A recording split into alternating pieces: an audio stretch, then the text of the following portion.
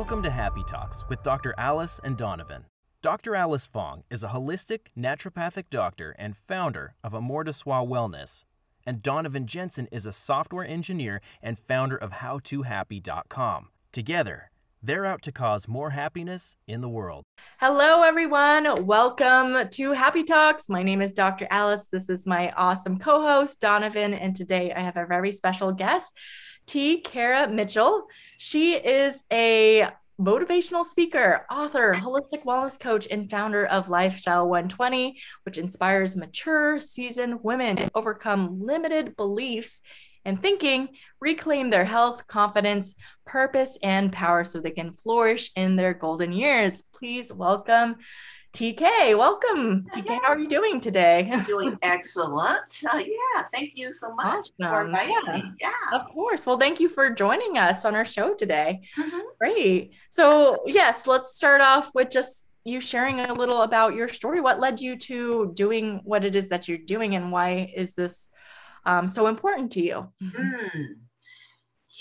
this is a kind of an interesting story. I know that there I'd say three major life-changing events that led me to launch Lifestyle 120. Mm-hmm. And these events were going on simultaneously. The first one was caring for my mother, whose health was deteriorating. Mm-hmm. The second was overcoming my own health issues naturopathically. Mm-hmm. And the third, wondering what the future held after my 32-year public school teaching career. Now, with all this going on at the same time, I started searching for the answers to what am I supposed to do next? And then I began thinking, is it possible for a middle-aged woman to become more prosperous in every area of her life? And if so, what would be the secrets to her success? You see, I knew that I did not want to retire the same way my colleagues had retired in the past. Mm-hmm. And I was certain that there was more work for me to do to continue my life of service, but in a different way. So I went back to school to get health certified, blended my love for teaching and wellness, and started my holistic health coaching and motivational speaking business at the age of 62.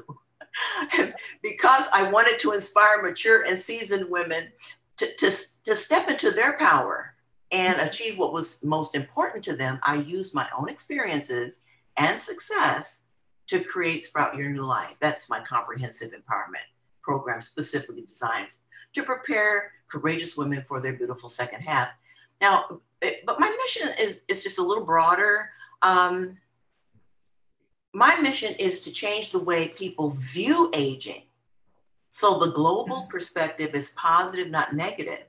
So how I do that is to show women how to release that negative mindset of I'm too old to pursue my passions. My best years have passed, those phrases, and I'm not good enough or smart enough. Then make positive mental shifts to reclaim their health, their confidence, their purpose, and their power so they can be amazing in their golden years. Now, I know that if a woman wants to experience more joy and more prosperity in the second half of her life, she must tap into the life-affirming tools that will lead to her success. So that's just it in a capsule. Love it. Yeah, so I think there are a number of different topics that you kind of touched on that we will probably get to over the course of the conversation. Sure. I think one of the first things that comes to mind for me, or the areas that I would like to dig into a little bit, is sort of this idea of, this idea of feeling too old or using that self-talk to stop doing things, right?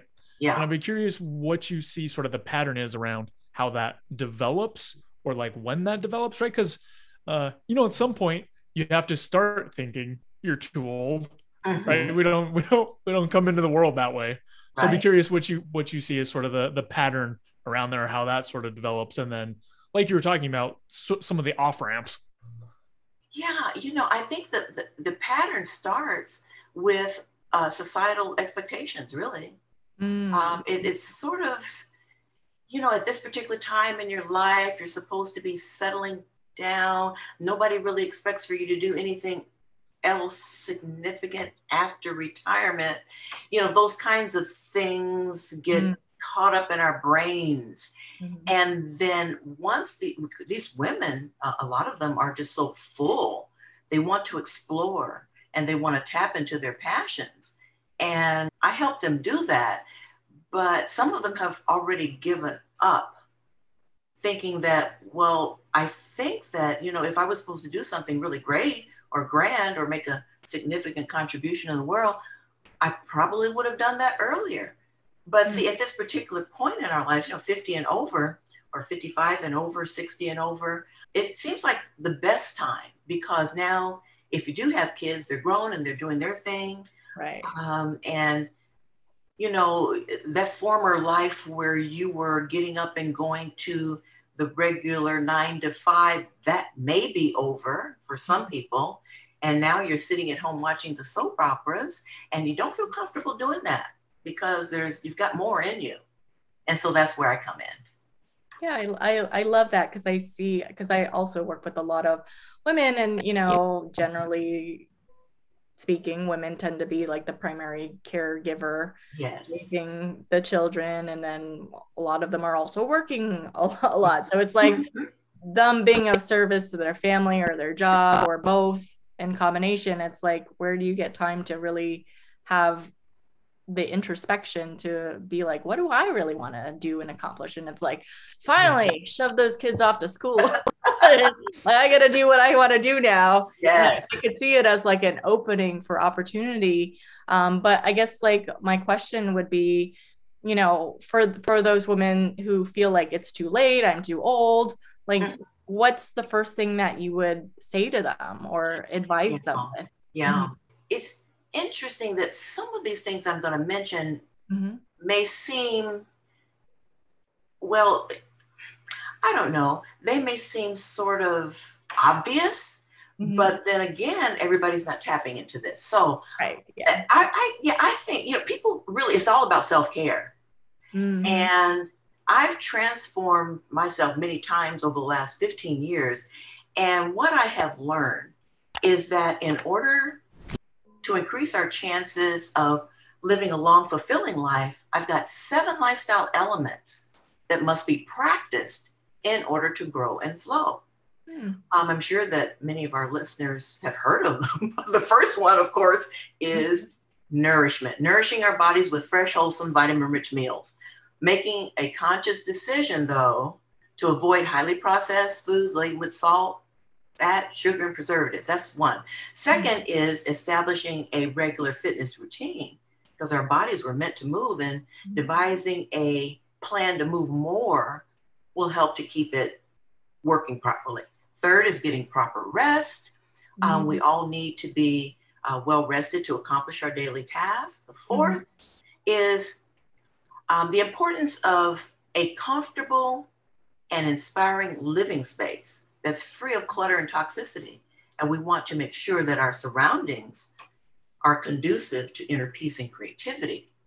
And 5 is, and this is very important at this particular age, is nurturing healthy and meaningful relationships and keeping in touch with those we care about. And then also, which might seem a little surprising, is to build new friendships.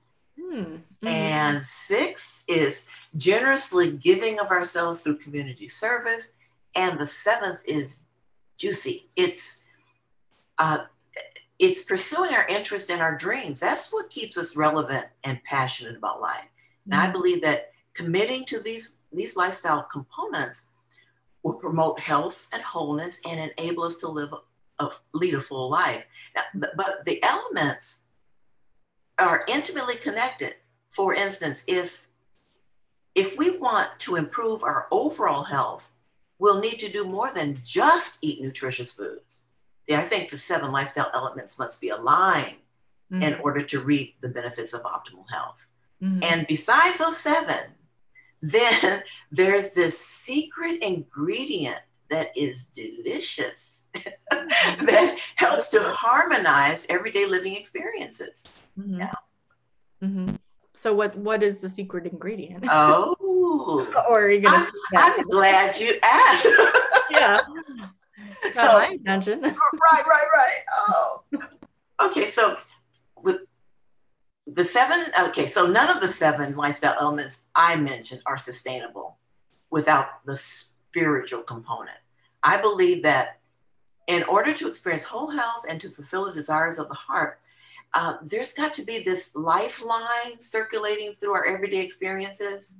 Mm-hmm. The lifeline is an internal system of fundamental universal truths, and it's the essence of my messaging. So what specifically is it? It's love and compassion. It's your thoughts and words. It's accepting responsibility and honoring your commitments to the choices you make in life.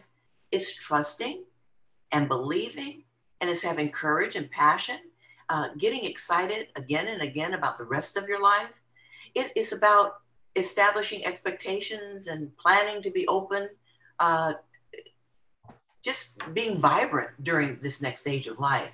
And then I show women how to access this internal support system, because it's not as easily available unless you know how to tap into it and then apply that to daily living and fertilize their consciousness with the substance that will allow them to grow and flow. It seems like, based on my observations and conversations with people seeking optimal health, the missing link to sustainable success seems to be spirituality. So that whole mind, body, spirit connection has become the main ingredient for my formula for wellness and the critical component to living a long, satisfying life. Yeah, it seems like all those elements plus the bonus element, those different components put together will produce, or are very, very likely to produce, a good life for the majority of people, not just, women in that specific age group, but just everybody. It seems like, could spend time focusing in. And I'm sure, the challenges at that particular life, as with any point in life, are unique or specific to the person and, kind of the period. But at a more general level, those elements seem like really good things that just about anybody could focus on or tap into if they're feeling a little bit off the rails and want to re-engage.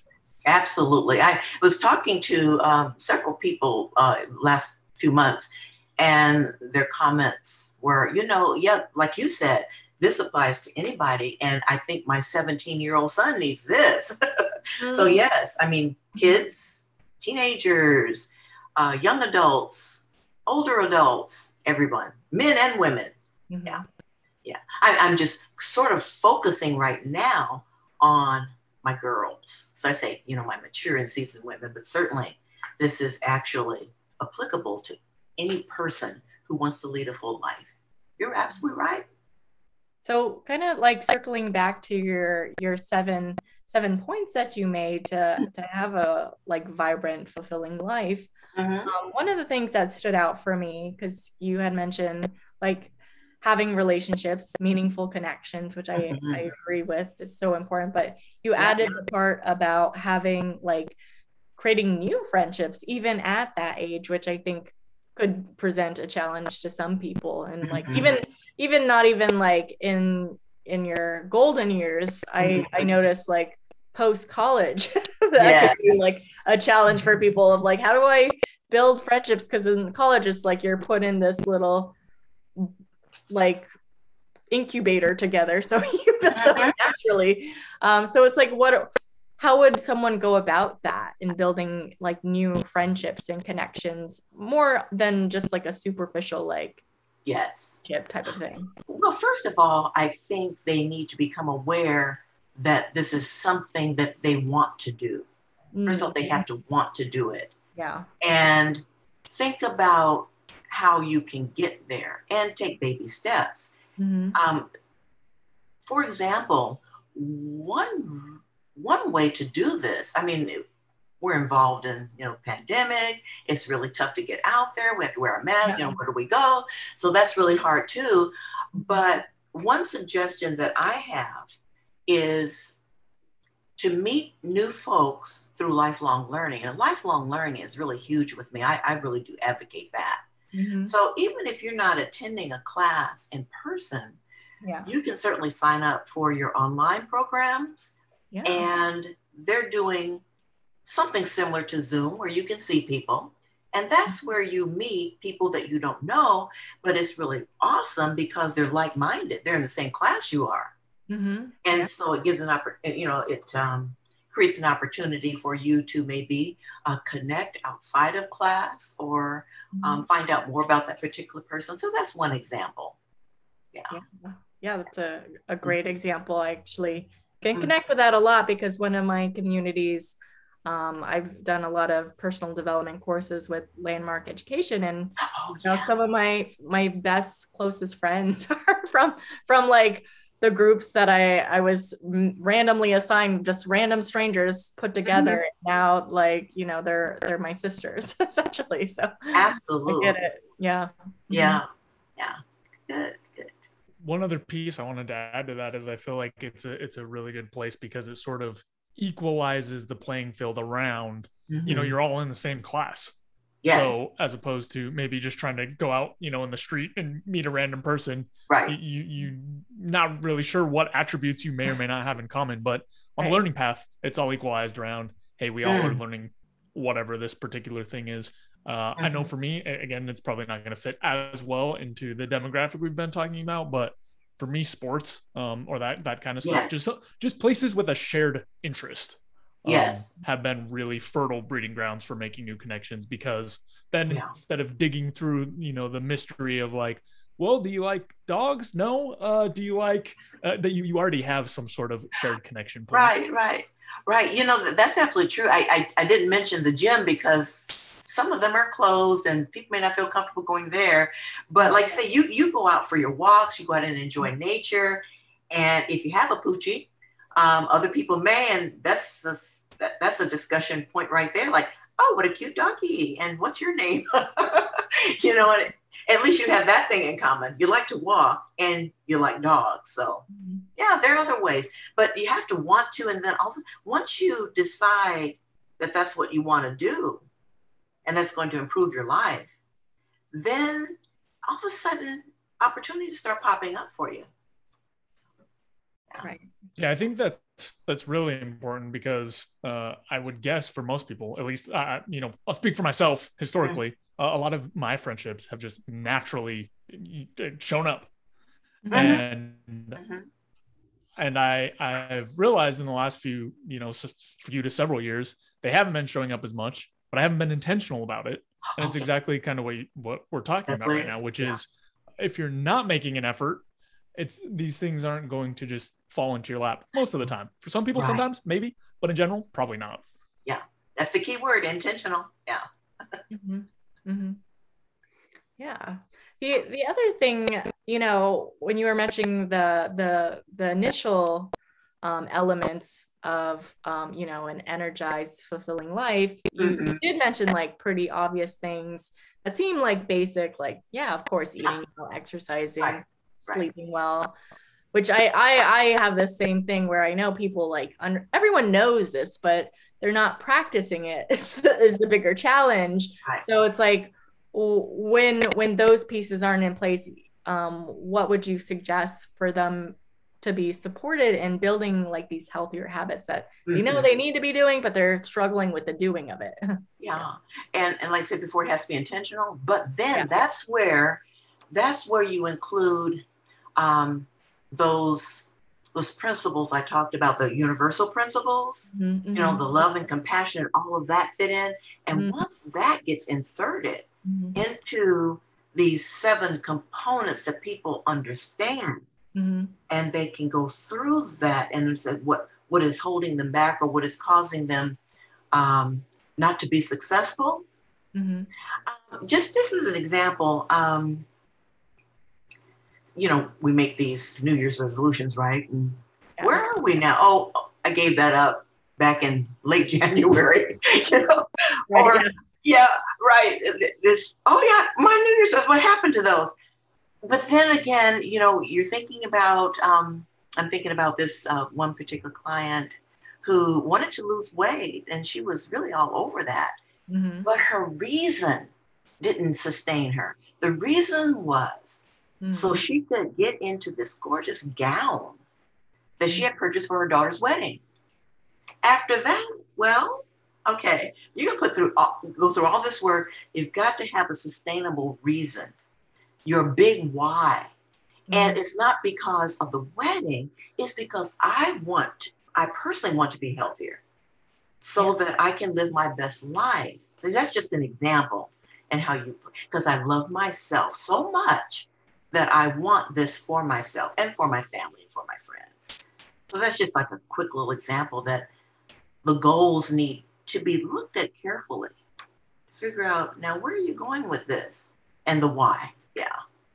Yeah, that kind of think about that or configure that idea is around sort of like values and goals, right? So you can have these goals, but they need to be tied back to some sort of a value, which in this case would be like health, right? Yes. You know, I want to be in a certain kind of shape. Yeah. I have a goal of fitting into this particular thing, but the value is this more core health piece. Exactly. I just bring it up because that's the way that I, sort of contextualize these things.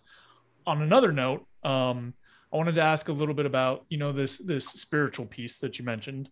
Let's say that I come to you and I say, you know what? I don't really know, I don't have any development here. What would you recommend to people as sort of a starting point to sort of tap into that piece that ties the rest of these elements together? Yeah, and there are quite a few exercises, that I take people through in order to get to that point. But I'm glad you brought that up because I know you understand spirituality, but a lot of people do equate spirituality with religion.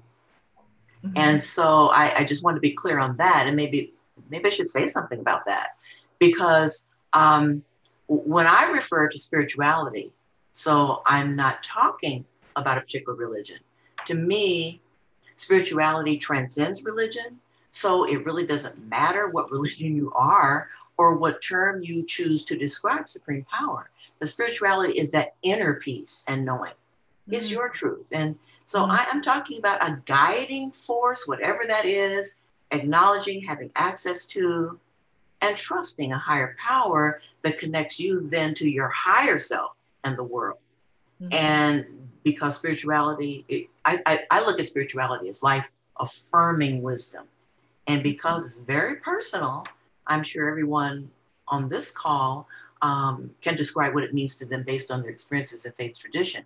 So because it's the guiding force and because it's the higher power connecting you to your higher self, we start there, with those negative comments like, is that your higher self? I mean, that's one way to start, but there are tons of activities that I would carry them through to get them to that particular place. And then we apply those then, like I said, to the lifestyle elements. Yeah, that makes a lot of sense. And the reason I wanted to bring that up is, like you mentioned, I've sort of done some work around this word. But when I was younger, I grew up in a very religious community that I did not identify with. So that word became very loaded around, hey, are you spiritual? And then when I was younger and still in that location, would equate that with, hey, do you believe in all these things that we believe in? And so it became, conflated. So I'm really glad that you picked apart some of the pieces there and some of the ideas because, depending on where people are, like you said, they may tie that directly to, oh, this is religious. Oh, this is a specific religion. Yeah. And it doesn't need to necessarily be that. Absolutely. I had another question or maybe request. If you can, I don't know, maybe it's too heavy of a lift for this podcast, but I would be curious if there are any exercises, like one specific exercise that we could maybe try or start, or you could describe. And if it's too much, totally understand. But I'm curious what some of those exercises are. Yeah. Well, I think initially for our listeners, just not going through the program, my program, and getting in touch with themselves. And it's a really good question. Where do you start? Well, I noticed that people really don't take time with themselves. I mean, they're rushing around doing this, that, and the other, and crossing off things on their to-do list. And I would recommend to just get in touch with your heart, your soul, is to spend time in nature. And so that way, just spend some me time every day. And then something will sort of click. if that's all you're doing is just saying, okay, I am going to spend 15, 20 minutes every day for myself, either in a special part of my home, my sanctuary, whatever you want to call it. They may not have one. Go out into nature and don't carry your earplugs with you and that, all that stuff just so you can hear the birds and the dogs bark and the plane overhead, whatever it is, just so that you can hear nature. You can hear the things that are going on, man-made things that are going on in our environment too. But just if you can get out into a park setting would be excellent. And take a walk, sit on a park bench, inhale the fragrances. It's a whole sensual experience. I mean, the eyes and the ears and the taste and the touch and all of that. Just become mesmerized with that. Mm-hmm. It'll put you in a different space. Yeah. And if you have problems when you go out in nature, you come back, you might feel a little better, or at least be inspired. That's so great. That's one thing that we can all do right now. Yeah. I appreciate it because I put you on the spot a little bit. And I think that's all right. Answer. That's all right. I like it. Yeah, I love that idea because it's something that we could all do. It's like, if it's not like we have any nice scenery or outdoors, we can just, we could even do it inside or we could go outside depending on the weather. But, just like taking in the senses and taking a moment to like have that sense of stillness. Right. And just like collect yourself and just be with yourself. Yes. The experience of life can really, make like all the things that seem chaotic and stressful not so much. Exactly. And to add to that and to practice that conscious breathing. Mm-hmm. Yeah. And those two elements, going out in nature and practicing breathing, I mean, it's so simple. It doesn't cost anything. And it's a snap. Yeah. And it'll put you in a different space for sure. Definitely. Great. Well, TK, it's been such a pleasure having you on our show. Was there anything you'd like to plug before we wrap up today? Oh, yes. Are we out of time already? Yeah, the time just goes by. Oh my gosh. It just went by really, really fast. Mm-hmm. Well, I want our listeners to know that they can overcome current challenges, reinvent themselves, and evolve into the most amazing and dynamic individuals they were meant to be, and have fun doing it. Now, a transformational journey requires guidance and support. I invite our listeners to visit my website, lifestyle120.com, and sign up for my complimentary weekly blog and newsletter to get inspiration, wellness tips, recipes, and more. And then they'll see my program, Sprout Your New Life, there, and they can access that and see what that is all about. And I invite everyone to please subscribe to my YouTube channel and follow me on social media. I'm on Facebook, Twitter, LinkedIn, and Instagram. Awesome. Do you want to give us like a quick overview of what the Sprout Your New Life program is? Okay. I'd love to. We have time for that. That would be great. Yeah. So I'm just so excited about this program. Sprout Your New Life is my online spiritually based empowerment curriculum for mature and discerning women who are ready to release the negative belief patterns and make the second half of their life their best years. Now, it's a comprehensive program. It's based on a system of fundamental universal truths that we described earlier that can be applied to everyday living in order to promote growth, transformation, success. Now, covering all aspects of a woman's life, including lifestyle, relationships, purpose, and more. Our program is designed to uncover roadblocks that may be keeping a woman from moving forward. The program takes about 6 months to complete, and the 24 inspired videotape modules and workbook exercises will help them reclaim their health, confidence, power so they can live the life of their dreams. I love it. There's also a Facebook support group. Yeah. Awesome. Great. Thank you for allowing me time to give some details on that. Thank you. Of course. Yeah. So anyone that's interested, you can go to lifestyle120.com, check it out. and learn more and see if you're enjoying, if you're interested. So thank you so much again for being a guest. Thank you. This was fun. Yeah, definitely. Great. Thanks for watching. If you enjoyed the video, please take a second to subscribe, as it really helps out a lot. If you're looking for more content, there's all sorts of information over at howtohappy.com. And if you want something a little bit more condensed and concise, I've also written the book Mindscaping, which is essentially a framework for optimizing happiness. So we'll have the link there as well. And that's all I've got. Thanks again. I'll see you next time.